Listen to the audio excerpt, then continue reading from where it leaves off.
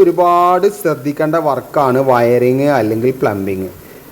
നമ്മൾ ഏതെങ്കിലും ഒന്നിൽ ഒരു അബദ്ധം വന്നു കഴിഞ്ഞാൽ, മിസ്റ്റേക്ക് വന്നു കഴിഞ്ഞാൽ ഇതേ അവസ്ഥയായിരിക്കും കേട്ടോ.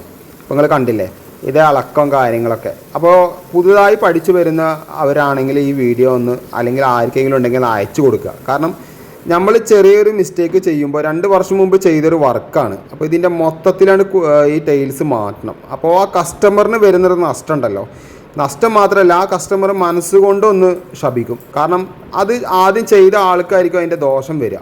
ശപിക്കാതെ പറഞ്ഞു കഴിഞ്ഞാൽ ആ ആൾ അധ്വാനിച്ചുണ്ടാക്കിയൊരു വീടായിരിക്കും, അല്ലെങ്കിൽ അതിൽ വന്നൊരു കംപ്ലയിൻറ്റ് 2 വർഷം കൊണ്ട് വരുമ്പോൾ ആരായാലും ഞാനായാലും മനസ്സുകൊണ്ടൊന്ന് ഇതാവും. കാരണം നമ്മൾ കഷ്ടപ്പെട്ടുണ്ടാക്കുന്ന പൈസ കൊണ്ടാണ് ഓരോന്ന് ചെയ്തുകൊണ്ടിരിക്കുക.